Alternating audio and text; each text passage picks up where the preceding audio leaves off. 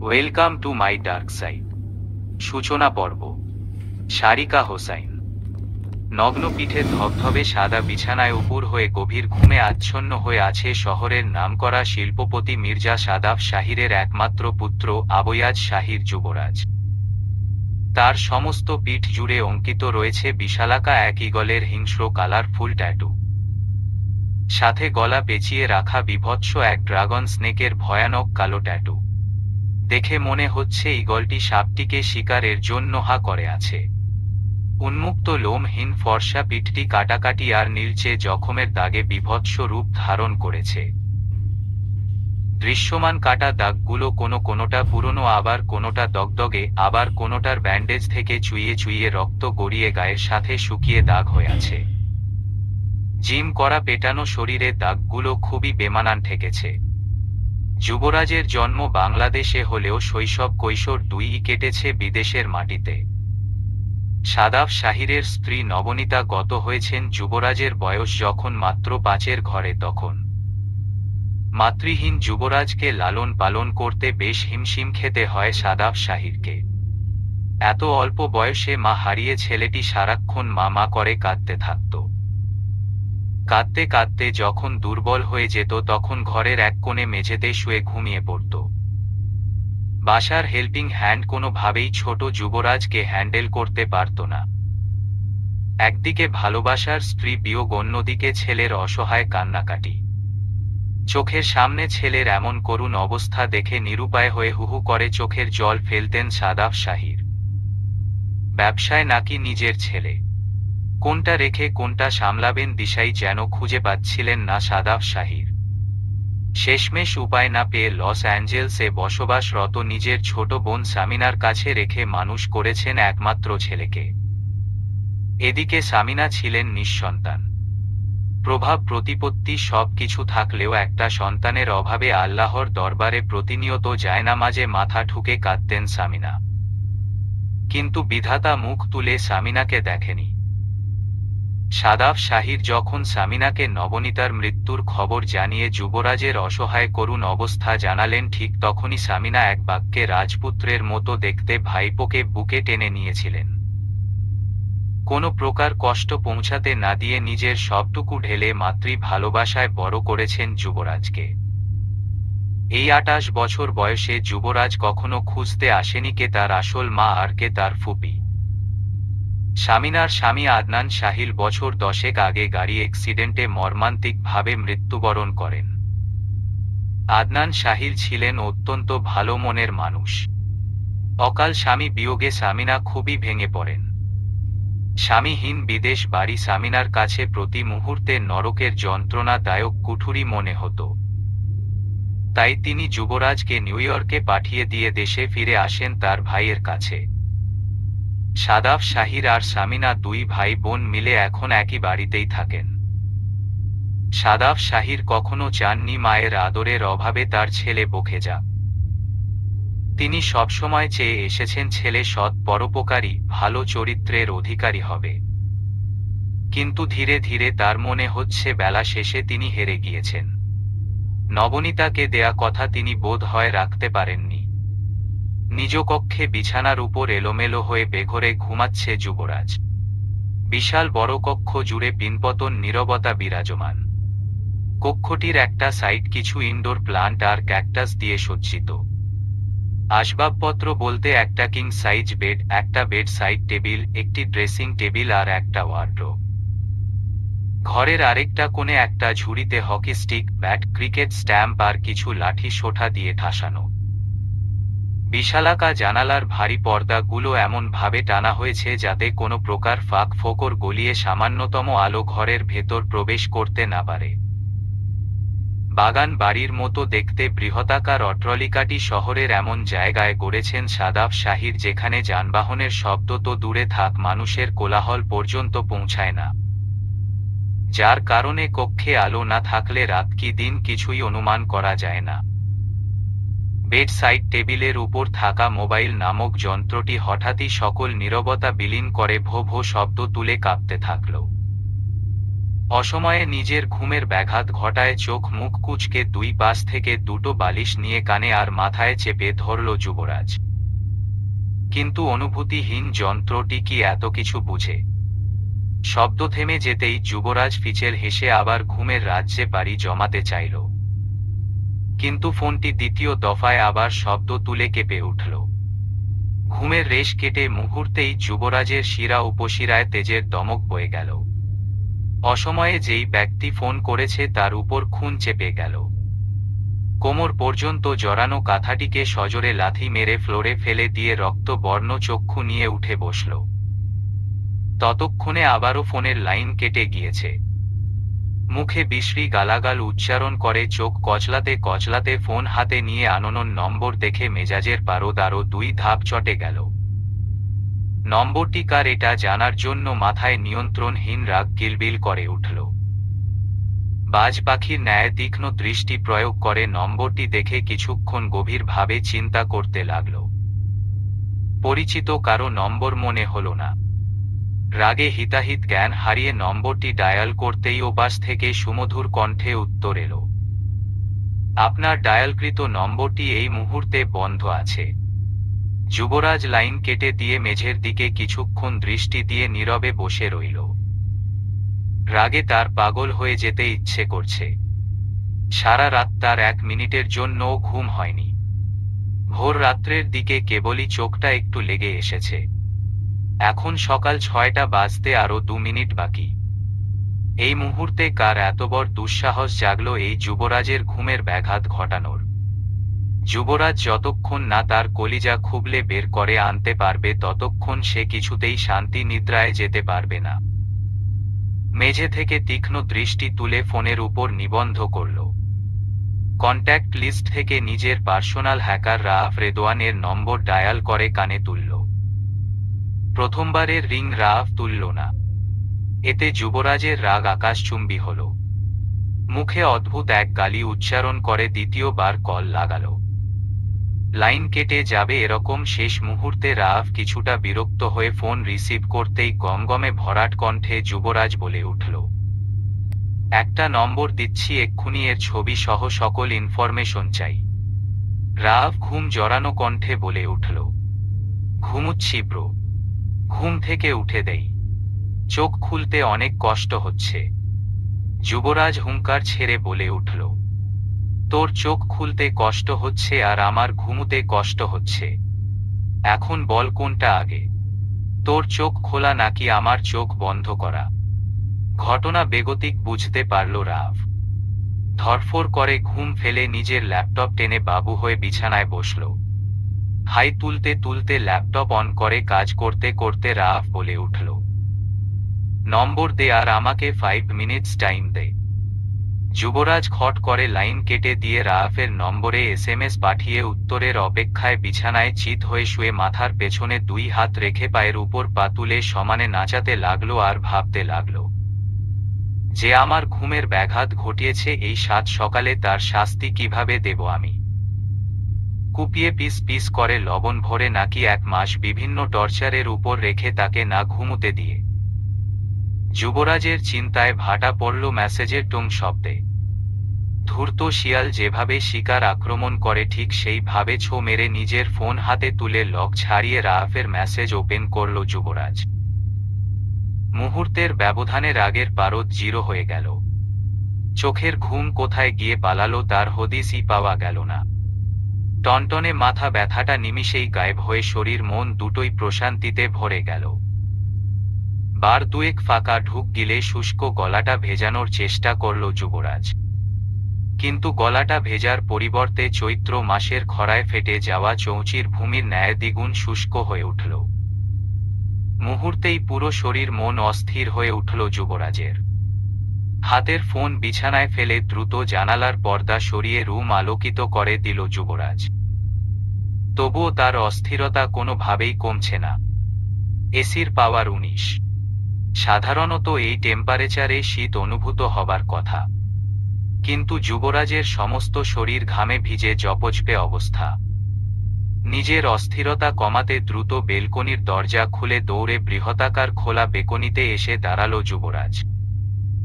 এরপর রেলিংয়ে হাত দিয়ে সামান্য ঝুঁকে বুক ভরে শ্বাস টেনে মনে মনে বলে উঠল, এবার একটু ভালো লাগছে। এত ভোর বেলায় উঠে যুবরাজ কখনো প্রকৃতির এমন শান্ত স্নিগ্ধ রূপ দেখেনি বললে ভুল হবে, বিভিন্ন ব্যস্ততায় তার সময় হয়ে ওঠেনি। ফুরফুরে ঠান্ডা উত্তীরীয় সমীরণ সাথে পূব আকাশে লাল টকটকে সূর্যের আভা ছড়ানো দৃশ্য সবকিছুই যেন যুবরাজকে দ্বিতীয় দফায় মুগ্ধ করল। ভোরের নির্মল মিষ্টি বাতাস যুবরাজের ঘাড় সমান এলোমেলো চকলেট রঙা চুলগুলো এলোপাতাড়ি উড়িয়ে দৃষ্টি সীমানা অবরোধ করতে চাইছে। যুবরাজ দুই হাতের সাহায্যে ব্যাকব্রাশের মতো করে চুলগুলো পিছনে ঠেলে দিয়ে পুনরায় প্রকৃতির সৌন্দর্য উপভোগে মগ্ন হল। কিন্তু বেশিক্ষণ সেই সৌন্দর্য দৃষ্টি উপভোগ করতে চাইল না। যুবরাজের মনে হল কিছুক্ষণ আগে সে যেই সৌন্দর্য উপভোগ করছে সেই সৌন্দর্য পৃথিবীতে আর দ্বিতীয় সৃষ্টি হয়নি। বেহায়া মন দ্বিতীয়বার সেই সৌন্দর্যের দর্শন চাইল। নিজের মনের উপর নিজেরই নিয়ন্ত্রণ খাটছে না যেন। নিজেকে শাসিয়ে ঠোঁট কামড়ে নিজের কক্ষে চলে এলো যুবরাজ। লাজুক হেসে ফোন হাতে তুলে রাফের পাঠানো মেসেজ ওপেন করে মুচকি হাসল।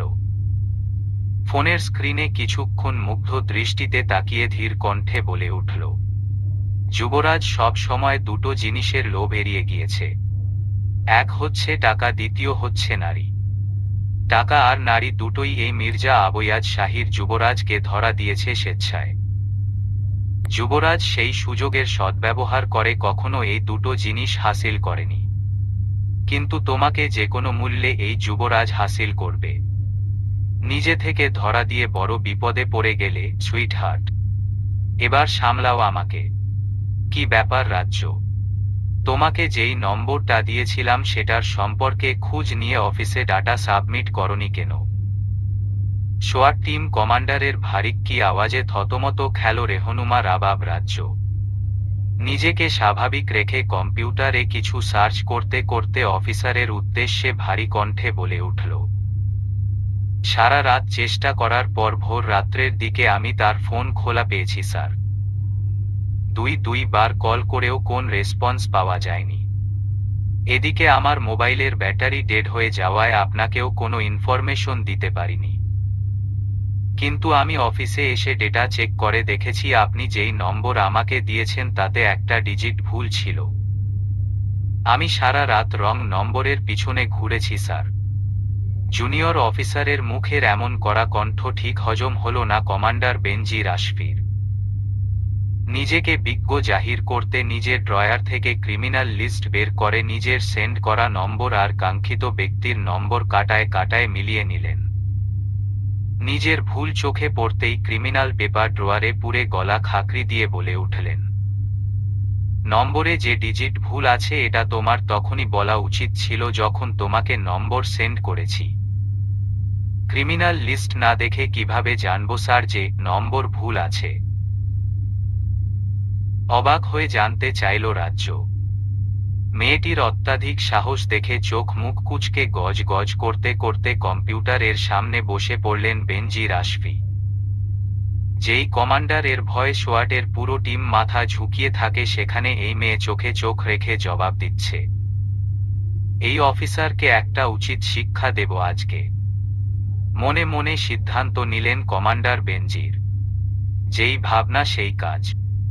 নিজের ঠাট বজায় রাখতে গড়গড় করে বলে উঠলেন, আজকের দিনের মধ্যে এই ক্রিমিনালের সকল ইনফরমেশন তুমি একাই জোগাড় করবে। কারো হেল্প নিতে পারবে না, এমনকি তোমার সহকারী এনিরও না। কমান্ডারের এমন কথায় রাজ্য যেন আকাশ থেকে পড়ল। মনে মনে ভাবতে লাগল, উনার সাথে কিসের শত্রুতা আমার? সারাক্ষণ এভাবে পিছে লেগে থাকে।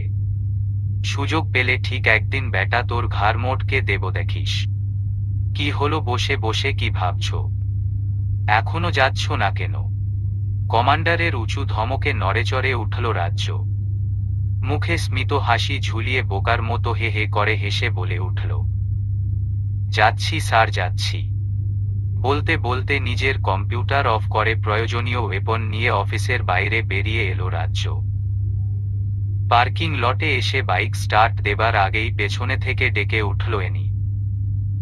রাজ্যের দিকে তাকিয়ে জিজ্ঞাসু হয়ে জানতে চাইল, এই অসময়ে সিভিল ড্রেসে কোথায় যাচ্ছিস তুই? মাথার হেলমেট পরতে পরতে এনির দিকে অসহায় চোখে তাকিয়ে রাজ্য বলে উঠল, হাইড এন্ড সিক খেলতে যাচ্ছি। আমিও যাব তোর সাথে, দাঁড়া। বলেই এনি বাইকে উঠার জন্য উদ্যত হল। যেতে পারবি না, খারুস কমান্ডার আমার সাথে তোকে এলাও করবে না। বলেই বাইক স্টার্ট দিয়ে ভো ভো করে এনির দৃষ্টির সীমানা থেকে ধুলো উড়িয়ে চলে গেল রাজ্য। রাজ্যের যাবার পানে তাকিয়ে ফুস করে শ্বাস ছেড়ে অফিসে ঢুকে পড়ল এনি। জানতে পেরেছিস সেদিন রাতে কে হামলা করেছিল আমার উপর? প্রশ্নটি করে রাফের দিকে তীক্ষ্ণ দৃষ্টিতে তাকিয়ে রইল যুবরাজ। নিজের হাতে ট্যাব ঘেটে একটা ছবি সহ কিছু ইনফরমেশন বের করে যুবরাজের দিকে ট্যাবটা এগিয়ে দিয়ে রাফ বলে উঠল, এই ব্যক্তি তোকে গুলি করে মারতে চেয়েছিল সেদিন। সে একজন পেইড কিলার। শুধু তাই নয়, শহরের যত ধরনের খুন আর গুম আছে তার অর্ধেক এই ব্যক্তিই করে থাকে। মোহাম্মদপুর থানাতেই তার নামে 46টি গুম আর খুনের কেস রয়েছে। এখন পর্যন্ত পুলিশ তাকে ধরতেই পারেনি। কেন ধরতে পারেনি? এটা কি পুলিশের ব্যর্থতা নাকি কোনো ভীতি থেকে তাকে ধরছে না? যুবরাজ রাফের দিকে প্রশ্ন ছুড়ে নিজের গায়ের শার্টের হাতা ফোল্ড করার দিকে মনোযোগ দিল। রাফ কিছুক্ষণ মৌন থেকে বলে উঠল, উনার পিছনে বড় বড় মানুষের হাত আছে। সবাই তাকে শেল্টার দিয়ে পুষে রেখেছে। এজন্য পুলিশ কোনোভাবেই তার নাগাল পাচ্ছে না। হাতের ঘড়ি পড়তে পড়তে যুবরাজ বলে উঠল, চল আমার সাথে। রাফ ট্যাব ব্যাগে পুরতে পুরতে বলে উঠল, কোথায়? বড় বড় হাত কাটতে। কথাটি বলেই মুখে কাঠিন্য ভাব এনে পিছনের দিকে না তাকিয়ে লম্বা লম্বা পা ফেলে গটগট করে হাঁটা দিল যুবরাজ। শহরের নামকরা একটি বিশাল শপিং মলের সামনে দাঁড়িয়ে আছে রাজ্য। বৃহদাকার এই 8 তলা বিশিষ্ট শপিং মলটি উপর থেকে নিচ পর্যন্ত পরখ করে ফুস করে শ্বাস ছেড়ে মাথার হেলমেট খুলে বাইকে রেখে ভেতরে ঢুকার জন্য পা বাড়ালো সে। চেকিং পয়েন্টে সিকিউরিটি গার্ড তার কাঁধের ব্যাগ চেক করতে চাইলে প্যান্টের ব্যাক পকেট থেকে নিজের আইডি কার্ড বের করে সামনে মেলে ধরতেই সিকিউরিটি ভীত কণ্ঠে বলে উঠল, সরি ম্যাম। চোখে কালো রোদ চশমা লাগিয়ে অনুসন্ধিৎসু হয়ে এদিক সেদিকে তাকাতে তাকাতে স্কেলটরে উঠে দাঁড়ালো রাজ্য। হাত ঘড়িতে সময় দেখে জাতীয় শব্দ উচ্চারণ করে নিজের প্ল্যান সাজাতে মাথা নিচু করে ভাবতে লাগল। চলন্ত সিঁড়ি ধরে পুরাতন মোবাইল যেখানে বেচাকেনা হয় সেখানে ছুটে চলল রাজ্য। একটি দোকানে গিয়ে হাতে থাকা ছবি দেখিয়ে বলে উঠল, এই ফোনটি এখানকার কোন দোকান থেকে নেওয়া হয়েছে? ফোনটি দেখেই দোকানের কর্মচারী ছেলে দুটো একজন আরেকজনের মুখের দিকে তাকিয়ে ফাঁকা ঢোক গিলল। তাদের মুখের হঠাৎ পরিবর্তন দেখেই রাজ্য বলে উঠল, কোন দোকানের ফোন এটা?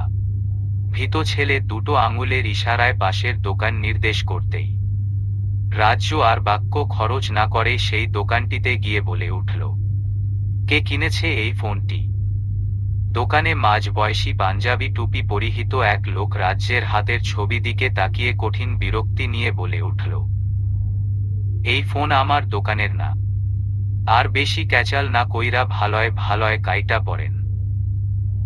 লোকটির কথা শুনে রাজ্য ফিচেল হেসে বলে উঠল, কেটে পড়ার হিসেব পড়ে আগে বলুন কে কিনেছে এই ফোন? লোকটি চোখ মুখ কুচকে বিরক্তি ভাব দেখিয়ে বলে উঠল, অখন নামাজের টাইম, আপনি সরেন এইখান থেইকা। রাজ্য বুঝে গেল সোজা আঙুলে ঘি উঠবে না এখানে। দ্রুত ব্যাগ থেকে হেকলার ভিপি নয় পিস্তল বের করে লোকটির কপাল বরাবর তাক করে তেজি কণ্ঠে বলে উঠল, হু বট দিস মোবাইল ফোন? এবার লোকটির মাঝে কিছুটা আতঙ্ক পরিলক্ষিত হল। দুই হাত উপরে তুলে ধীর কণ্ঠে বলে উঠল, ম্যাডাম আমরা শুধু পুরান মোবাইল কেনা বেচা করি। দোকানে এই মোবাইলটা সবচেয়ে পুরান মডেলের ফোন আছিল। শুধু তাই না, সাথে একটা সিমও আছিল। কিছুদিন আগে কিছু ছেলেপেলে আইসা জোরপূর্বক এই ফোনটা নিয়ে গেছে। আমরা তাদের নাম জিজ্ঞাসা করলে তারা বলছিল, আমরা কালা মানিকের লোক। এই ফোন কালা মানিকের কাজের জন্য আমরা নিচ্ছি। আপনি তো জানেন ওই লোক কত ভয়ঙ্কর। লোকটির কপাল থেকে পিস্তল সরিয়ে রাজ্য বলে উঠল, আপনি কখনো সচক্ষে কালা মানিককে দেখেছেন? লোকটি রাজ্যের প্রশ্নের জবাবে ভীতিমিশ্রিত কণ্ঠে উত্তর দিল, ওই কালা মানিক যারে খুন করে সে ছাড়া আর কেউ কোনো দিন তারে নিজ চক্ষে দেখে নাই ম্যাডাম। লোকটির কথায় রাজ্যের কপালে চিন্তার ভাঁজ পড়ল। ফোনটিতে যেই সিম ছিল সেই সিমের মালিক বছর 2 আগেই গত হয়েছেন পুলিশের এনকাউন্টারে। কারণ লোকটি ছিলেন একজন দাগী আসামি। প্রশাসনের উপর মহল থেকে অর্ডার ছিল তাকে দেখা মাত্র সরাসরি ক্রসফায়ার করার। লোকটির ব্যবহৃত ফোন আর সিম দুটোই পুলিশ তন্ন তন্ন করে খুঁজেছে বিভিন্ন ইনফরমেশনের তাগিদে। সবকিছু পাওয়া গেলেও সেই সময় লোকটির ব্যবহৃত সিম সমেত মোবাইলটি মিসিং ছিল।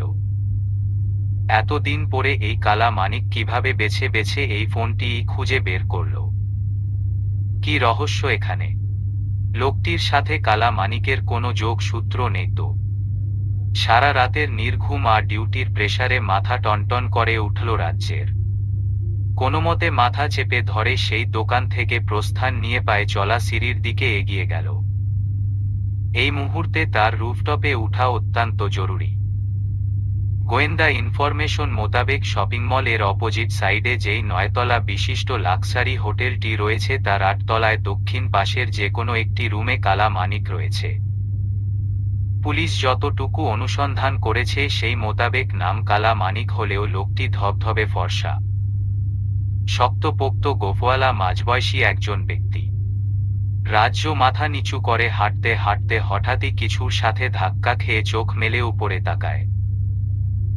সামনে দাঁড়ানো অদ্ভুত রকমের সৌন্দর্যে ভরপুর বিশালাকার সুঠামদেহী সুপুরুষ দেখে রাজ্য কিছুটা ভরকে গেল। এরকম যুবকের দেখা সচরাচর পাওয়া যায় না বললেই চলে। হাতে কপালে ব্যান্ডেজ লাগানো, লাল টকটকে ঠোঁট দুটোর মাঝখানে জ্বলন্ত সিগারেট হাসানো, চোখের দৃষ্টি গোলকধাঁধার ন্যায়। এ ধরনের দৃষ্টি দিয়ে যে কাউকে মুহূর্তেই হিপনোটাইজ করা যায়। ঘাড় সমান স্টাইল করে কাটা চুলগুলো যুবকের সৌন্দর্য অন্য সব পুরুষের থেকে 1000 গুণ বাড়িয়ে দিয়েছে। বুকের কাছে শার্টের বাটন খোলা থাকার দরুন গলার কাছে ভয়ঙ্কর এক সাপের লকলকে জিভ বের করা হা করানো ট্যাটু দেখেই যে কারো শরীর শিউরে উঠতে বাধ্য। যুবকের এমন আলাদা শিহরণ জাগানো সৌন্দর্যে মুগ্ধ হবার বদলে আশ্চর্য হয়ে নিজেকে সামলে সরে দাঁড়ালো রাজ্য। এরপর বিনয়ের সাথে মিহি কণ্ঠে বলে উঠল, I'm extremely sorry, please don't mind. কথাটি বলেই রাজ্য রাস্তা ছেড়ে দিয়ে নিজের গন্তব্যের দিকে হাঁটা দেয়। এদিকে সুপুরুষ যুবক ভ্রুকুচকে নিয়ন্ত্রণহীন রাগ নিয়ে সামনে দাঁড়ানো মানবীর দিকে নজর দেয়। মুহূর্তেই ঠোঁট প্রশস্ত হয়ে রাগ পানি হয়ে আপনা আপনি কণ্ঠ থেকে নির্গত হয় আবেশ জড়ানো বাক্য, সুবহানাল্লাহ। রাজ্যের যাবার পানে এক দৃষ্টিতে তাকিয়ে নিজের হৃদযন্ত্রের হার্টবিট মিস করে এ পাশের পুরুষ। পাশে দাঁড়ানো রাফ সবকিছু পর্যবেক্ষণ করে গলা খাকরি দিয়ে নিচু কণ্ঠে বলে উঠে, এভাবে বুকে হাত চেপে দাঁড়িয়ে আছিস কেন? কোনো প্রবলেম হচ্ছে? মরে যাচ্ছি বন্ধু। এই ঘাতকিনী আমাকে ঘায়েল করেছে। যুবরাজের মুখে এমন উদ্ভট বাণী শুনে রাফ ফিক করে হেসে উঠল। তবুও যুবরাজের মধ্যে কোনো হেলদোল লক্ষিত হল না। রাফ দ্বিতীয় দফায় বাহুতে পাঞ্চ মেরে বলে উঠল, যেটা করতে এসেছিস সেটা করবি না, নাকি দাঁড়িয়ে দাঁড়িয়ে ঢং করবি? যুবরাজ বুকে হাত রেখে মন্ত্রমুগ্ধের ন্যায় বলে উঠল, তোর ভাবির সৌন্দর্য দর্শনের উসিলায় হামলাকারীর জান আমি ভিক্ষা দিয়ে দিলাম ব্রো। রাফ যুবরাজের কথার আগা মাথা না বুঝে যুবরাজকে টেনে এক কর্নারে এনে দাঁড় করিয়ে চাপা কণ্ঠে বলে উঠল, এসব কি বলছিস এখানে এভাবে জোরে জোরে? মেয়েটাকে তুই জানিস? হুঁশ ফিরল যুবরাজের। রাফের কথার প্রত্যুত্তর না করে ভরাট কণ্ঠে বলে উঠল, মেয়েটা আমার হৃদয়ে চুরি করে নিয়ে গিয়েছে ব্রো। চল চুর ধরে আনি। আটতলা বিশিষ্ট শপিং মলটির খোলা ছাদের একদম রেলিং ঘেঁষে দাঁড়িয়ে আছে রাজ্য। মধ্য আকাশের সূর্যটা তির্যক ভাবে বিকিরণ ছড়িয়ে যাচ্ছে। রোদের উত্তাপে মাথা ফেটে যাবার উপক্রম। চারদিক থেকে এলোমেলো হয়ে আসা বাতাস যদিও কিছুটা স্বস্তি দিচ্ছে, কিন্তু চোখ মেলে পরিষ্কার ভাবে কিছুই দেখা যাচ্ছে না। সূর্যের বেগুনি রোশনির কারণে আপনা আপনি চোখ বন্ধ হয়ে যাবার উপক্রম। রোদ থেকে কিছুটা স্বস্তি পাবার জন্য রাজ্য পরনের প্যান্টের বেল্ট লুপের সাথে গুজে রাখা কালো রোদ চশমা চোখে দিয়ে মাথায় একটা ক্যাপ পরে কাঁধের ভারী ব্যাগটি নিচে নামিয়ে রাখল। এরপর অপোজিট সাইডের বিল্ডিংটির দিকে তাকিয়ে দক্ষিণ পাশের সমস্ত দরজা জানালা পরখ করে নিল। দক্ষিণ পাশের 8 তলার সাইড জুড়ে 7টি জানালা আর 4টি দরজা রয়েছে। তড়িঘড়ি করে রাজ্য ব্যাগের চেইন খুলে সোয়াট টিমের জন্য বরাদ্দকৃত ব্যারেট M82 রাইফেল বের করে, তাতে ক্লিপ, গ্রিপ, বুলেট এবং টেলিস্কোপ সেট করে রাইফেল স্ট্যান্ড এর সহিত রেলিংয়ের উপর দাঁড় করালো। শকুনের মতো নিখুঁত চোখে স্কোপ ঘুরিয়ে ঘুরিয়ে প্রতিটি জানালা বরাবর তাক করে খুঁজতে লাগলো কাঙ্ক্ষিত ব্যক্তিকে। একে একে 7টি জানালা দরজা খুঁজেও সেরকম সন্দেহজনক কিছুই পাওয়া গেল না। নিরাশ হয়ে রেলিংয়ের সাথে হেলান দিয়ে নিচে বসে পড়ল সে। এরপর ব্যাগে থাকা পানির বোতলের ক্যাপ খুলে ঢকঢক করে হাফ লিটারের পুরো বোতল সাবার করে দম ছাড়ল। রোদের প্রখরতায় শরীর পুড়ে যাচ্ছে। মাথা বেয়ে বেয়ে মোটা মোটা ঘাম গাল গড়িয়ে গ্রীবাদেশে আছড়ে পড়ছে। হাফ ছেড়ে কুজো হয়ে দাঁড়িয়ে আবার স্কোপে চোখ রাখল রাজ্য। কিছু সময় অতিবাহিত হবার পর একটা জানালা বরাবর রাইফেল তাক করতেই ঘটে গেল শরীর হিম ধরানো মর্মান্তিক এক ঘটনা। চোখ মুখ কালো কাপড়ে আবৃত এক লোক একজন কিশোরী মেয়ের গলা চেপে ধরে আছে। মেয়েটি নিজেকে বাঁচানোর জন্য প্রাণপণ চেষ্টা করে যাচ্ছে, কিন্তু লোকটির শক্তির সাথে কোনোভাবেই মেয়েটি কুলাতে পারছে না। মুহূর্তেই মেয়েটির জিভ বেরিয়ে এলো। রাজ্য এই ঘটনা সহ্য করতে না পেরে দ্বিধা দ্বন্দ্বের মধ্যে পড়ে ট্রিগার চাপল। মুহূর্তেই বিকট শব্দে একটি গুলি বন্দুকের নল থেকে বেরিয়ে প্রবল বেগে আঘাত হানল ওপাশের জানালার গ্রিলে। গুলির শব্দ হতেই আগন্তুক লোকটি মেয়েটিকে সজোরে ধাক্কা দিয়ে মেঝেতে ফেলে পালিয়ে গেল। এই প্রথম রাজ্য তার টার্গেট মিস করেছে ভাবতেই নিজের উপর নিজের রাগ চটে গেল। টার্গেট মিস হয়ে গেল সুইটহার্ট। হঠাৎই নির্জন ছাদে ব্যারিটোন ভয়েসে এমন কথা শুনে থমকে দাঁড়ালো রাজ্য। পিছন ফিরে অদ্ভুত সৌন্দর্যের সেই পুরুষকে দেখে কোনো কথার উত্তর না দিয়ে রাইফেল এর পার্টস গুলো দ্রুত হাতে খুলে ব্যাগে ভরতে উদ্যত হল। টার্গেট বরাবর বুলেট শুট করতে চাইলে মনে কোনো দ্বিধাদ্বন্দ্ব না রেখে, তোকে আমি মেরাই ফেলবো, এই টার্গেট নিয়ে গুলি ছুড়তে হবে ডার্লিং। দ্বিতীয়বার যুবকটির মুখে এমন হেয়ালি কথা শুনে রাজ্যের মাথায় রাগ কিলবিল করে উঠল। এই মুহূর্তে লোকটির এমন গায়ে পড়া ভাব তার মোটেও পছন্দ হচ্ছে না। তার মধ্যে লোকটি দেখতেও সন্দেহজনক। লোকটির চিন্তা মন থেকে সরিয়ে নিজের সবকিছু গুছিয়ে ছাদ ত্যাগ করার উদ্দেশ্যে পা বাড়াতেই যুবরাজ পথ আগলে দাঁড়িয়ে আবেশ মেশানো কণ্ঠে বলে উঠল, কতক্ষণ ধরে একা একা বকবক করে যাচ্ছি, এভয়েড করছো কেন? রাজ্য এবার তার তরতর করে বেড়ে যাওয়া রাগকে কন্ট্রোল করতে না পেরে বুক বরাবর এক কঠিন পাঞ্চ মেরে দাঁতে দাঁত পিষে বলে উঠল, আমি কবেকার সুইটহার্ট আপনার?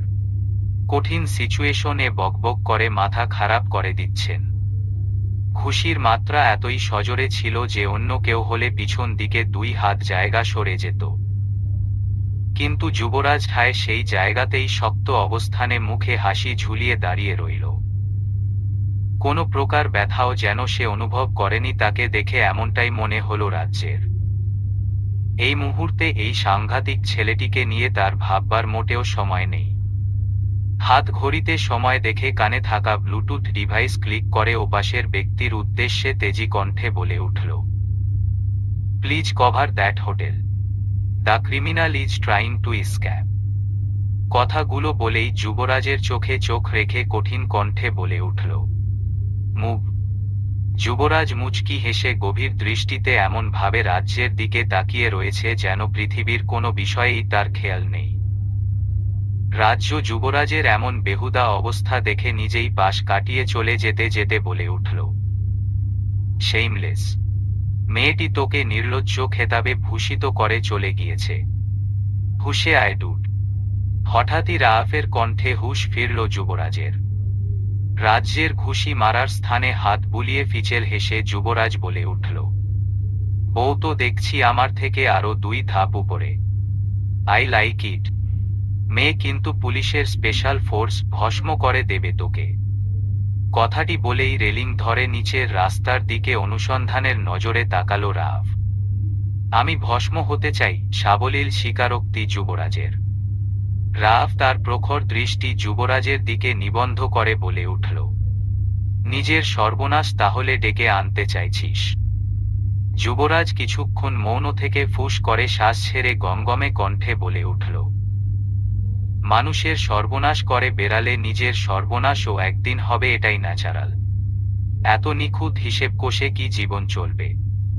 রাআফ বুঝতে পারল যুবরাজ কঠিনভাবে কট খেয়েছে এই মেয়ের মনের আঙিনায়।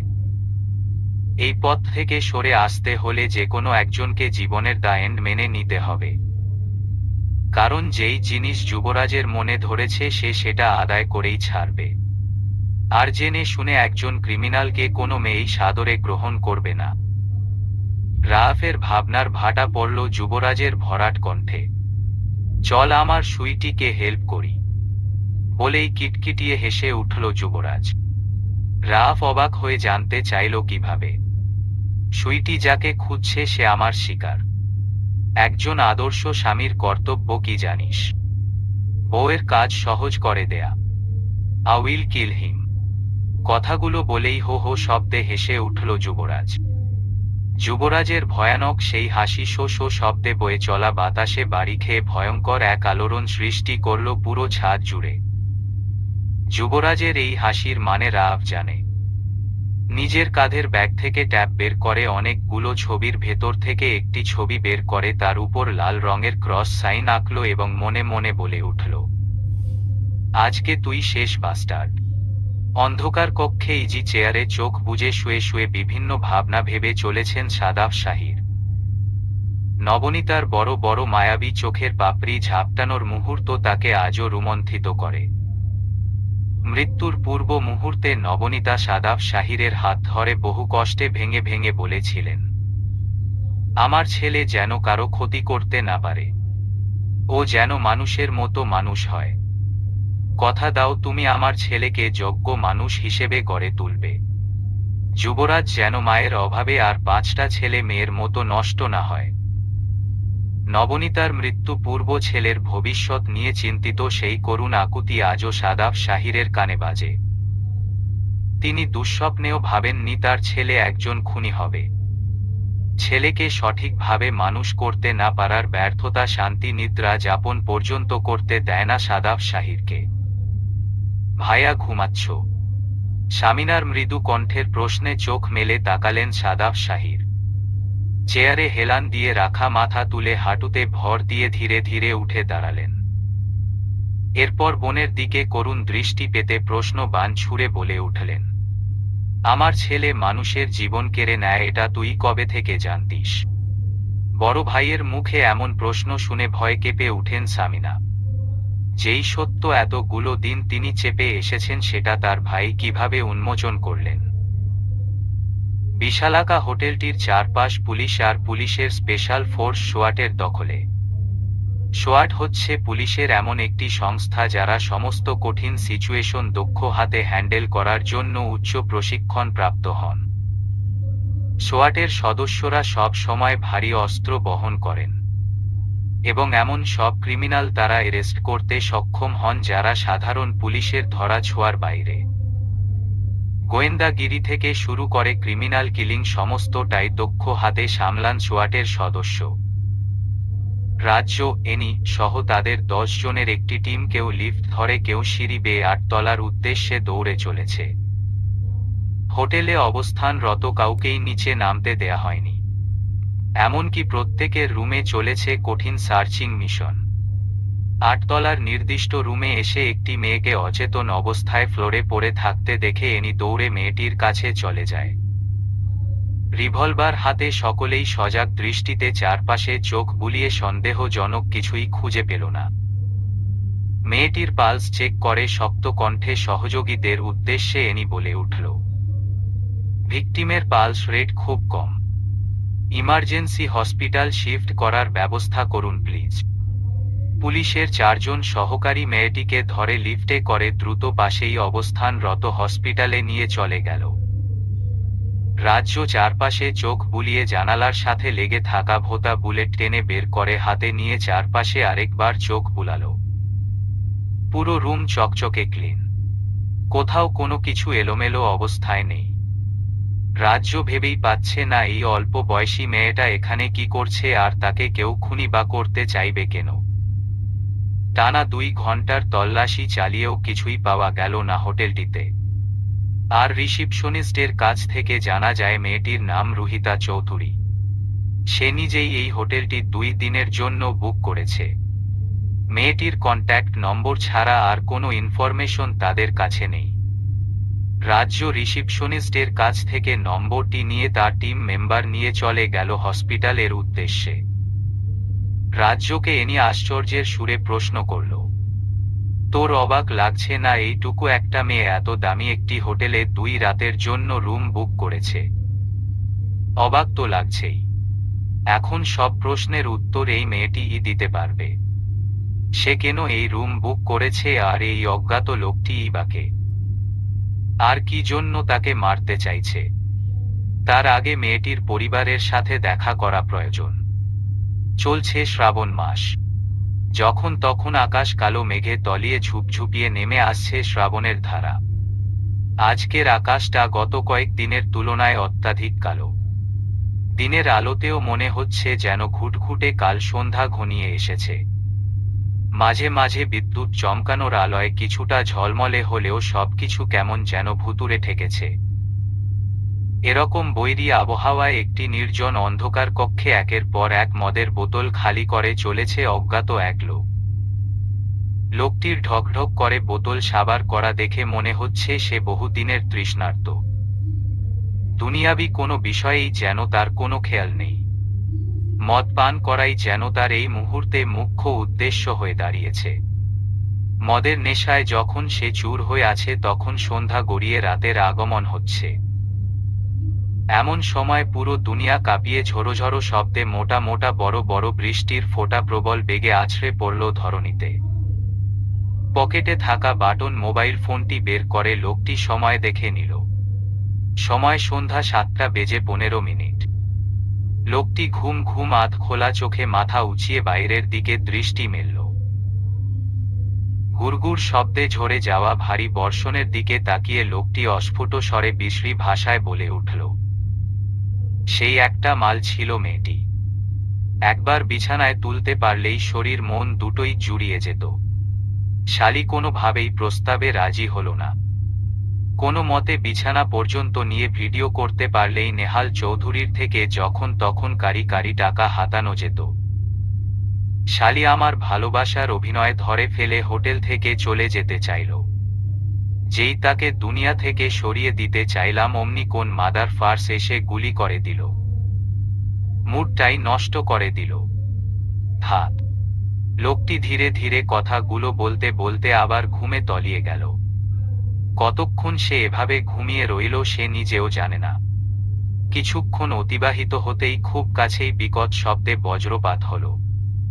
বজ্রপাতের শব্দে আর চোখ ঝলসানো আলোয় লোকটির ঘুম ছুটে গেল। কোনো মতে চোখ মেলে উঠে বসে বাইরের দিকে নজর দিল।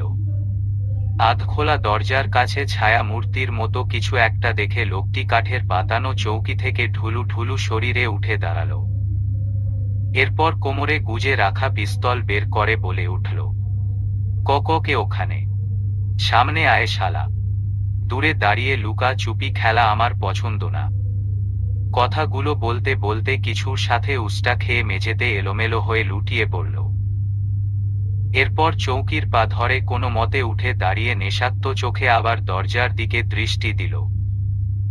সাথে সাথেই ঘর আলোকিত হয়ে বিদ্যুৎ চমকে উঠল। সেই আলোয় বিশালাকা বলিষ্ঠ এক ছায়া মানব তার দৃষ্টিগত হল। এবার লোকটি ভয় পেল। এক হাতে পিস্তল অন্য হাতে চাকু ধরে বলে উঠল, সামনে এসে বাহাদুরি দেখা শালা, সাহস থাকলে চেহারা দেখা। বৃষ্টি আর বাতাসের দাপটে দরজায় দাঁড়িয়ে থাকা যুবকের লম্বা কালো রঙের পাতলা ট্রেঞ্চ কোটটি এলোপাতাড়ি উড়াউড়ি করছে, যা দেখে মনে হচ্ছে কোনো অশরীরী বৃষ্টি বাতাসে জল কেলি করছে। হঠাৎই হো হো শব্দে হেসে উঠল যুবক।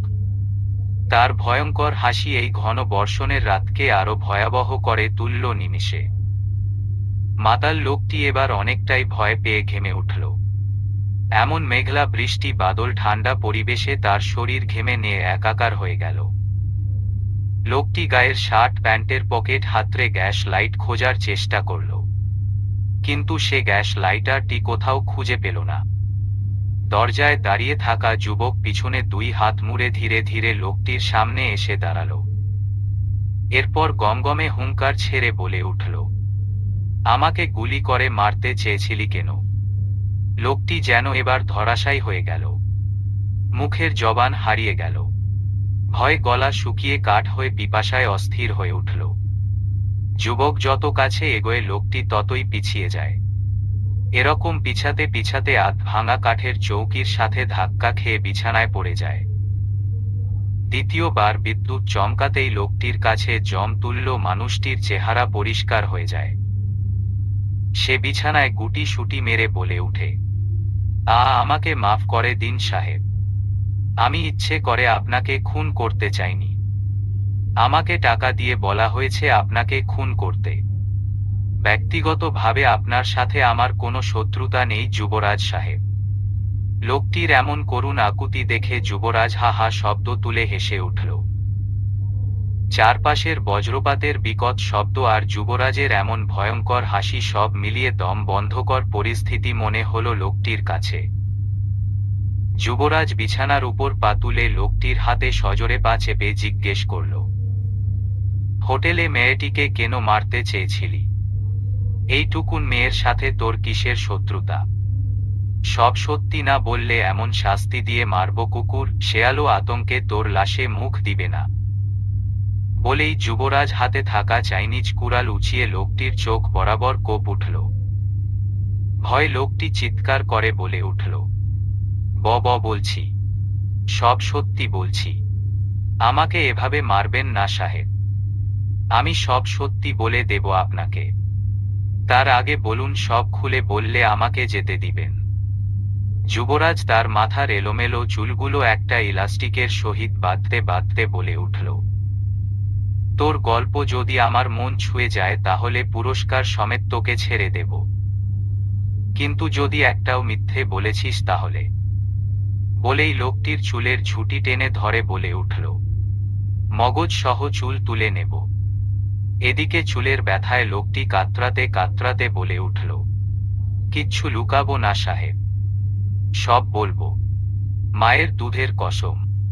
যুবরাজ পাশে পড়ে থাকা ভাঙা চেয়ার টেনে বসতে বসতে বলে উঠল, গল্প স্টার্ট কর, এমন ভাবে রসিয়ে রসিয়ে বলবি যাতে আমার মজা লাগে। ঠিক আছে। লোকটি বিছানা থেকে উঠে যুবরাজের পায়ের কাছে গিয়ে বসে পড়ে।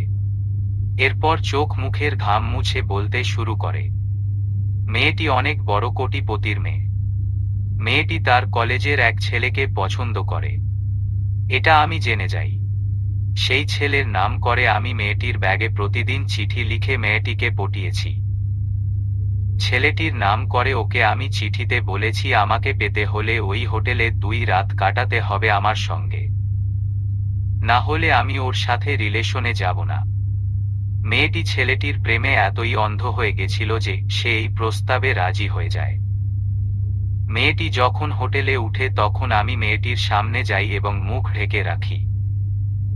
মেয়েটিকে আমি শারীরিক সম্পর্কের জন্য জোর করতেই সে আমার চেহারা দেখে ফেলে এবং সাথে সাথেই আমাকে চর মেরে দেয়। চর খেয়ে আমার মাথায় খুন চেপে যায় আর আমি তার গলা টিপে ধরি।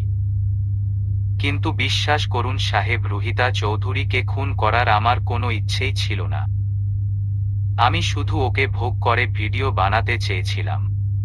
আমার ইচ্ছে ছিল মেয়েটির বাবা মানে নেহাল চৌধুরী খুবই সম্মানীয় ব্যক্তি, একবার মেয়েটির স্ক্যান্ডাল তার সামনে তুলে ধরতে পারলে লাখ লাখ টাকা হাতিয়ে নিতে পারবো, কিন্তু তার আগেই কে যেন আমাকে গুলি করে দেয়। কথাগুলো বলে লোকটি যুবরাজের মুখভাব বুঝার জন্য উপরে চোখ তুলে তাকায়। যুবরাজ লাইটার দিয়ে একটা সিগারেট ধরিয়ে ফুঁক মেরে ধোঁয়া উড়িয়ে সেই ধোঁয়ার দিকে তাকিয়ে বলে উঠে, তোকে যে গুলি করেছে সে আমার জান, কিন্তু জানের আলাপ পড়ে। আগে বল, রুহিতা চৌধুরী যেই ছেলেকে পছন্দ করত সেই ছেলে কোথায়? কারণ ছেলেটির সাথে তার প্রতিদিন দেখা হলে মেয়েটি তোর নোংরা ফাঁদে এভাবে পা দেবার কথা না। লোকটি ডানে বামে তাকিয়ে ভীত কণ্ঠে যুবরাজের পা জড়িয়ে ধরে বলে উঠল, আমার চিঠি রাখার ব্যাপারটা ছেলেটা দেখে ফেলেছিল।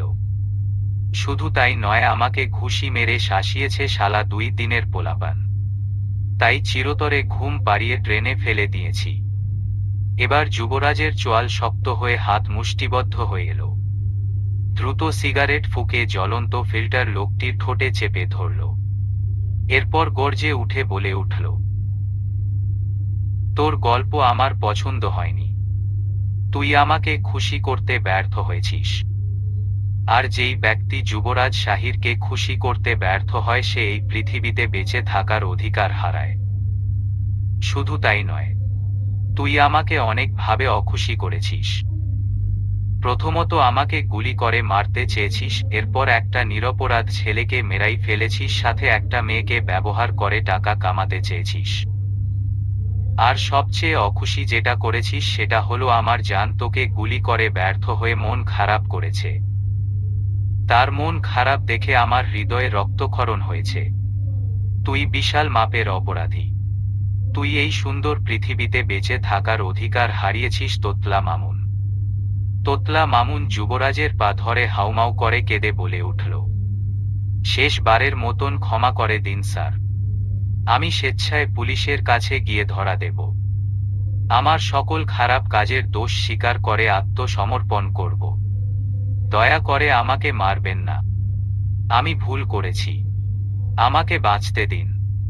যুবরাজ লোকটির চোখ বরাবর চাইনিজ কুড়াল দিয়ে এক কোপ বসিয়ে বলে উঠে, তোকে বাঁচিয়ে রাখার মোড়ই নষ্ট হয়ে গেছে আমার। তোকে এমন ভাবে মারব যে তোর লাশের অস্তিত্ব পর্যন্ত কেউ খুঁজে পাবে না। মুহূর্তেই ছোট খুপড়ি ঘরটি চিৎকার আর আর্তনাদে ভরে গেল। সাথে পাল্লা দিয়ে বেড়ে চলল বৃষ্টি আর মেঘের গর্জন। নির্জন কক্ষের ভারী গোঙানি মিশ্রিত আর্তনাদ কারো কানেই পৌঁছাল না এই গভীর রাতে। মিনিট 20 পরে যুবরাজ ছাতা মাথায় ঘর থেকে বেরিয়ে তার সহযোগীদের বলে উঠল, আমার কাজ শেষ। আবর্জনা এমন ভাবে সাফ করবে যেন কিছুই হয়নি এখানে। যুবরাজ গাড়ি স্টার্ট দিতেই বিকট শব্দে আগুন জ্বলে উঠল ছোট কাঠের আর চাটাইয়ের তৈরি আধ ভাঙা পুরাতন বাড়িটি। যুবরাজ শ্লেষোত্তক হেসে গাড়ি স্টার্ট দিয়ে বলে উঠল, সেনরিটা। বাইরের ঝুপ ঝুপ বৃষ্টির ঠান্ডা বাতাসে গায়ে কাঁথা মুড়িয়ে গভীর ঘুমে পাড়ি জমিয়েছে রাজ্য। হঠাৎই মৃদু পিঁপড়ের কামড়ের মতো ব্যথায় আউচ শব্দ করে গুঙ্গিয়ে উঠল সে। কিন্তু চোখ মেলার সাধ্য হল না। চোখের পাতাদয় ক্রমশ ভারী হয়ে সেটে রইল। শুধু গভীর ঘুমে তলানির আগে মনে হল কোনো ঠান্ডা শরীর তাকে জাপটে ধরে আছে। যার ঠান্ডা বরফ হাত দুটো রাজ্যের মেদহীন পেটে বিচরণ করছে। শরীর অজানা শিহরণে শিহরিত হচ্ছে। আবেশে কোল বালিশ জড়িয়ে ধরতেই মনে হলো এখানে তুলোর তৈরি বালিশের পরিবর্তে শক্তপোক্ত দৈত্য শুয়ে আছে, যা তাকে উষ্ণ স্পর্শে বিরক্ত করে চলছে বারবার। সুন্দর এক স্বপ্নে হারিয়ে শুয়ে থাকা দৈত্যকে আষ্টে পৃষ্ঠে জড়িয়ে গভীর ঘুমে আচ্ছন্ন হয়ে গেল রাজ্য। ভোর রাতের দিকে বৃষ্টির তেজ কমে গিয়ে ইলিশে গুড়ি বৃষ্টি পড়েই যাচ্ছে। আকাশ হালকা মেঘে ঢাকা পড়ার কারণে পূব আকাশের সূর্যিটা টকটকে লাল আভা ছড়াতে ব্যর্থ হয়েছে। নেই কোনো পাখির কিচিরমিচির শব্দ। চারপাশ নিস্তব্ধ নীরব। হঠাৎ সকল নিস্তবতা ভেদ করে রাজ্যের মোবাইলের অ্যালার্মটা মৃদু শব্দে বেজে উঠল। অ্যালার্মের শব্দে গভীর ঘুমে মজে থাকা রাজ্য কিছুটা বিরক্ত হয়ে চোখ মুখ কুঁচকে কাঁথার নিচে ঢুকে পড়ল। অ্যালার্ম বন্ধ হয়ে গেলে আবার আরাম নিদ্রায় ডুব দিল সে। কিন্তু বেহায়া অ্যালার্ম দ্বিতীয় দফায় সুর তুলল। কাঁথার নিচ থেকে হাত বের করে বালিশের চারপাশ হাতড়ে কোথাও ফোন না পেয়ে ঢুলু ঢুলু শরীরে উঠে বসল। এরপর চোখ বন্ধ করেই সারা বিছানাময় মোবাইলের তল্লাশি চালালো। কিন্তু মোবাইল নামক যন্ত্রটি বিছানার কোথাও নেই। এবার বন্ধ চোখেই রাগ চটে গেল রাজ্যের। একে তো কোনোভাবেই সে চোখ খুলতে পারছে না, তার মধ্যে মোবাইল অ্যালার্ম বেজেই যাচ্ছে, সেটাও বন্ধ করতে পারছে না। কিছুক্ষণ নিজের দায়িত্ব পালন করে নিজে নিজেই বন্ধ হয়ে গেল অ্যালার্মখানা। বিছানায় হেলান দিয়েই রাজ্য চোখ বন্ধ করে বসে রইল। হঠাৎই রাজ্যের মা মিসেস তনুজা চৌধুরী রাজ্যের কক্ষে এসে ডেকে উঠলেন। কিরে বাবা, এভাবে ঘুমাচ্ছিস কেন? আজ ডিউটি নেই তোর? রাজ্য কোন সারা শব্দ না করলে তনুজা রাজ্যের গায়ে হালকা চাপড় মেরে ডেকে উঠলেন। কিরে মেয়ে, এভাবে বসে বসে ঘুমাচ্ছিস কেন? এবার একটু নড়ে চড়ে উঠল রাজ্য। বহু কষ্টে পিটপিট করে চোখ খুলে আবার বন্ধ করে অস্ফুট স্বরে বলে উঠল, কিছুতেই চোখ খুলতে পারছি না মা, ঘুমে পড়ে যাচ্ছি। মনে হচ্ছে শরীরে কোনো শক্তি অবশিষ্ট নেই। মেয়ের কথায় ঘাবড়ে গেলেন তনুজা চৌধুরী। রাজ্যের সার্ভিস জীবনের এই 2 বছরে তিনি কখনো মেয়েকে এভাবে ঘুমাতে দেখেননি। ডিউটির ক্ষেত্রে রাজ্য খুবই চটপটে আর অনেস্ট। তবে আজ কি এমন হলো? মেয়ে কি কঠিন ব্যাধিতে আক্রান্ত? মিসেস তনুজা রাজ্যের গায়ের কাঁথা টেনে সরিয়ে গালে কপালে হাত ছুঁয়ে বলে উঠলেন, দেখি জ্বর টর হয়েছে কিনা। তনুজা শরীর হাতড়ে জ্বরের কোনো আভাস পেলেন না। রাজ্যের গা থেকে হাত সরিয়ে মিসেস তনুজা কপাল কুঁচকে নিজে নিজেই বলে উঠলেন, শরীরের টেম্পারেচার একদম স্বাভাবিক। তাহলে এমন দুর্বল হবার কারণে কি? মিসেস তনুজা কোমরে হাত রেখে কিছুক্ষণ চুপ হয়ে দাঁড়িয়ে রইলেন। এরপর রাজ্যকে টেনে বিছানা থেকে নামাতে নামাতে উদ্বিগ্ন হয়ে বলে উঠলেন, একটা লম্বা শাওয়ার নে, তাহলে ভালো লাগবে। দিনরাত প্রচুর ধকল যায়, এই জন্য বোধ হয় এমন লাগছে। আর অফিসে গিয়ে কয়েকদিনের জন্য ছুটি নিবি আজকে। আমার মনে হয় একটু রেস্ট প্রয়োজন তোর। কথাগুলো বলতে বলতে রাজ্যকে টেনে ওয়াশরুমে নিয়ে শাওয়ার ছেড়ে দিয়ে বেরিয়ে এলেন তিনি। বৃষ্টির মতো ঝড়োঝড়ো করে ঝর্ণা থেকে মিহি মিহি পানির ধারা রাজ্যকে ভিজিয়ে দিচ্ছে নির্দ্বিধায়। হঠাৎই উষ্ণ জল রাজ্যের গলার নিচে জ্বলুনির সৃষ্টি করল। সেই জ্বালা নিউরনে পৌঁছনো মাত্র মুহূর্তেই চোখ মেলে তাকালো রাজ্য। শুধু গলার নিচে নয়, কাঁধে, বাহুতে, পেটেও সমানভাবে জ্বলে যাচ্ছে। ঘাড় ঘুরিয়ে ডানে বামে তাকাতেই ফর্সা হাতগুলোতে লালচে ছোট ছোট দাগ নজরে এলো। ওয়াশরুমের বড় আয়নাটায় নজর রাখতেই গলার নিচে আর পেটে অসংখ্য দাগের উপস্থিতি পাওয়া গেল। মাথায় চাপ প্রয়োগ করে বিগত দিনগুলোর ডিউটির সময়কার কাজ চিন্তা করল রাজ্য। না, শরীরে ব্যথা লাগার মতো কোনো কাজ তো আমি করিনি, তাহলে এই দাগ কিসের? হঠাৎই রাতে দেখা স্বপ্নের কথা মাথা চারা দিয়ে উঠল রাজ্যের মনে। ধবধবে ফর্সা তসতসে লাল ঠোঁটওয়ালা সুঠাম দেহি এক রাজকুমার এসেছিল তার স্বপ্নে, যার বাহুডোরে পরম মমতায় বন্দী ছিল রাজ্য। সেই রাজকুমার রাজ্যের কানে কানে ফিসফিস করে আবেশ জড়ানো আদুরে কণ্ঠে গভীর চুমু দিতে দিতে বলেছিল, তোমাকে আমি দখল করব। কারণ রাজকুমারের কাজই হচ্ছে রাজ্য দখল করা। সেই মাদকতা মিশ্রিত কণ্ঠে কি ছিল রাজ্য জানে না। সেও গলা জড়িয়ে ধরে রাজকুমারের উষ্ণ ঠোঁটে ঠোঁট ছুঁয়েছিল, আর সেই সুযোগে রাজকুমার উন্মাদের মতো ভোগ করেছে তার উষ্ঠদয়। হঠাৎই লজ্জায় রাজ্যের গাল কান গরম হয়ে ধোঁয়া ছুটল। নিজেকে নিজেই ধিক্কার দিয়ে বলে উঠল, ছি অসভ্য মেয়ে, এসব চিন্তা ভাবনা করে ঘুমাস তুই? এগুলো কোনো স্বপ্ন হলো? লজ্জায় শরীরের দাগের কথা বেমালুম ভুলে ঝটপট গোসল সেরে বেরিয়ে এলো রাজ্য। রুমে এসে নিজের ড্রেস পাল্টে অফিসের ইউনিফর্ম পরে নিল সে। হেয়ার ড্রায়ার দিয়ে কাঁধ পর্যন্ত ভেজা চুলগুলো শুকিয়ে ছোট বেনি করে খোপার মতো করে ক্লিপ দিয়ে আটকে নিল। নিজেকে আয়নায় ভালোভাবে দেখে মাথার ক্যাপটা হাতে নিয়ে বেরিয়ে এলো নিজের রুম থেকে। সে জানতেই পারল না ওপাশের কেউ একজন তার আগাগোড়া সবটাই দেখে নিল মুগ্ধ নয়নে। হাই তুলতে তুলতে এলোমেলো পায়ে রাফ কফি মগ হাতে যুবরাজের রুমে এলো। এসেই দেখতে পেল একটা রাইফেল। জানালার দিকে তাক করে সেটার স্কোপে গভীর মনোযোগ দিয়ে কিছু দেখে যাচ্ছে যুবরাজ। কফির মগটা বেড সাইড টেবিলের উপর রেখে রাফ অধীর আগ্রহে জানতে চাইল, এত সকাল বেলাকার 12টা বাজাচ্ছিস? স্কোপ থেকে দৃষ্টি সরিয়ে রাফের সামনে এসে দাঁড়ালো যুবরাজ। উদম গায়ে শুধু একটা কোয়ার্টার হাফ প্যান্ট পরা। সেই হাফ প্যান্টের 2 পকেটে হাত গুজে যুবরাজ স্মিত হেসে বলে উঠল, আমার নিজেরই 12টা বেজে গেছে ব্রো, মানুষের 12টা বাজানোর আর সময় কোথায়? বলেই একটা দীর্ঘশ্বাস ফেলে নিজের ফোন হাতে নিল। সময়ের দিকে নজর দিয়ে ভ্রু কুঁচকে ফোন বিছানায় ছুঁড়ে মেরে আবার বলতে শুরু করল, গুনে গুনে 36টি বিল্ডিং পড়ে আমার জানের বাসা। আশ্চর্যের বিষয় কি জানিস? আমার জানালা আর জানের জানালা বরাবর। চাইলেই এই জানালা দিয়ে আমি আমার জানকে যখন তখন দেখতে পারি। রাফ যুবরাজের কথা শুনে এক আঙুলের সহিত মাথা চুলকে নিজের কফির মগে লম্বা এক চুমুক দিয়ে বলে উঠল, এভাবে একটা মেয়েকে যখন তখন দেখা অন্যায়। মেয়েটা এখনো তোকে ভালোবাসে না। বিষয়টা আরো বেশি অন্যায়ের। নিজের কফির মগটা হাতে নিয়ে তাতে ছোট চুমুক দিয়ে জানালার দিকে তাকিয়ে যুবরাজ শ্লেষোত্তক হাসল। এরপর ভরাট কণ্ঠে বলে উঠল, পৃথিবীর সকল প্রেমিক পুরুষই অন্যায়কারী। এরা প্রেমেই পড়ে অন্যায় করার জন্য। তুই কোথাও কোনো সাধু প্রেমিক পুরুষ পাবি না। আর আমি সাধু হতে চাইও না।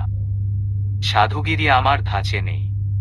আমি পৃথিবীর সবচেয়ে অসভ্য অসাধু প্রেমিক পুরুষ হতে চাই। হঠাৎই রাফের নজর গেল যুবরাজের গলার নিচের ধবধবে সাদা মাঝারি সাইজের ব্যান্ডেজের দিকে। ব্যান্ডেজটা এমন এক জায়গায় করা যেখানে ড্রাগন স্নেক টিহা করে আছে। ব্যান্ডেজের কারণে সাপের মাথাটি আর দেখা যাচ্ছে না। ব্যান্ডেজ চোখে পড়তেই আঙ্গুল উঁচিয়ে উদ্বিগ্ন হয়ে রাফ জিজ্ঞাসা করল, তোতলা মামুন গত রাতে তোকে আঘাত করেছিল? রাফের আঙ্গুলি নির্দেশ দেখে যুবরাজ প্রশস্ত হেসে সেই ব্যান্ডেজে হাত বুলালো। এরপর হাসি থামিয়ে বলে উঠল, তোতলা মামুন কেন? পৃথিবীর কারো এই যুবরাজের গায়ে হাত দেবার সাহস নেই। এই দুঃসাহস শুধু একজনের আছে, আর সে হচ্ছে আমার সুইটি। এই সাপের চাইতেও সে বিষাক্ত। একদম সাপের মাথায় কামড়ে ধরে মাংস তুলে নিয়েছে। মস্তিষ্কে যুবরাজের দুষ্টু কথা ধরা দিতেই কফি নাকে মুখে উঠে গেল রাফের। কোনো মতে নিজের কাশি থামিয়ে আশ্চর্যের ভঙ্গিতে বলে উঠল, ওই ইনজেকশন তুই আমার থেকে এই আকাম করার জন্য নিয়েছিস? ওকে কিছু করিস নি তো? বেচারি কিন্তু ইনোসেন্ট। যুবরাজ যেন কিছুই হয়নি এমন ভাব নিয়ে কফি চুমুক দিতে দিতে বলে উঠল, সারা রাত ভর চুমু দিয়েছি শুধু, আর কিছুই করিনি। অসাধু বলে এতটাও খারাপ নই আমি। চুমু দিয়েছি বলেই কামড়ে দিয়েছে, আর কিছু হলে তো। যুবরাজের কথা শেষ করার আগেই সামিনা প্রবেশ করল যুবরাজের রুমে। এরপর দ্রুত পায়ে কাছে এসে ফিসফিস করে বলে উঠল, সারা রাত কোথায় ছিলি? ভাইজান তোকে রাতে দুবার খুঁজতে এসে না পেয়ে ফিরে গিয়েছে। তোর উপর অনেক রেগে আছে। এখন চল আমার সাথে, ভাইজান ডাইনিং টেবিলে তোকে ডাকছে। হ্যাঙ্গারে থাকা নিজের টি শার্ট পরতে পরতে যুবরাজ ভীতি মিশ্রিত কণ্ঠে বলে উঠল, খুব ভয় লাগছে মা। এবারের মতো বাঁচিয়ে নাও। প্রমিস আর জীবনেও রাতে কোথাও বের হব না। সন্ধ্যার আগে বাড়ি ফিরে পড়তে বসব। যুবরাজের পিঠে এক ঘা বসিয়ে সামিনা বলে উঠলেন, ঢং না করে দ্রুত আমার সাথে আয়। ভাইজান কিছু প্রশ্ন করলে হুহাতে উত্তর দিবি, আমি তো আছি। দ্রুত আয়। ডাইনিং টেবিলে বসে বসে সমানে কপাল স্লাইড করে চলেছেন সাদাফ শাহির। ছেলের ভবিষ্যৎ নিয়ে খুবই চিন্তিত তিনি। ভেবেছিলেন শেষ বয়সে এসে ছেলে তার ব্যবসায়ের হাল ধরবে। কিন্তু ছেলে কিসের নেশায় রাত দিন বাইরে বাইরে ছুটে চলে সেটাই তিনি ভেবে পাচ্ছেন না। পাপা আমাকে ডেকেছ? যুবরাজের আকস্মিক ডাকে ধ্যান ভাঙল সাদাব শাহিরের। সোজা হয়ে বসে যুবরাজের দিকে তাকিয়ে তার সামনের চেয়ার নির্দেশ করে বলে উঠলেন, বসো এখানে।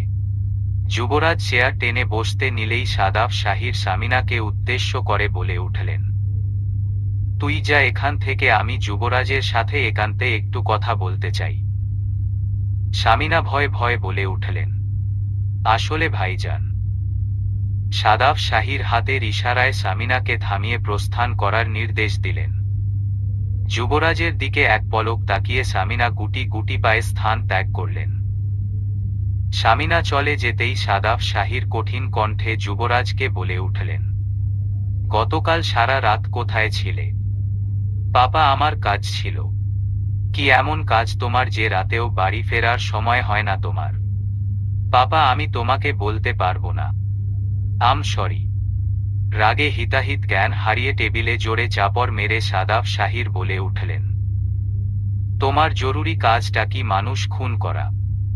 নিজের বাবার মুখে এমন কথা শুনে থমকে গেল যুবরাজ। দাঁতে দাঁত চেপে সাদাব শাহিরের দিকে তাকাতেই তিনি কিছু ছবি ছুঁড়ে মারলেন যুবরাজের দিকে। ছবিগুলোর দিকে তাকিয়ে যুবরাজ কাঁপা কাঁপা কণ্ঠে বলে উঠল, এগুলোকে দিয়েছে তোমাকে পাপা? সাদাব শাহির গর্জে উঠা কণ্ঠে বলে উঠলেন, কেন তাকেও মেরে ফেলবে? বাবা, আমি এমনি এমনি কারো ক্ষতি করি না, আমার কাছে এক্সপ্লেনেশন আছে বলেই যুবরাজ মাথা নিচু করে ফেলল। দাঁতে দাঁত পিষে সাদাব শাহির বলে উঠলেন, তোমার কোনো এক্সপ্লেনেশন আমি শুনতে চাই না। আমার ভাবতেও ঘেন্না হচ্ছে আমার ছেলে একজন খুনি। আজ এই মুহূর্তে তুমি আমার সাথে থানায় গিয়ে সারেন্ডার করবে, না হলে এই বাড়ি ছেড়ে দুই চোখ যেদিকে খুশি সেদিকে চলে যাবে। কোনো খুনির সাথে এক ছাদের নিচে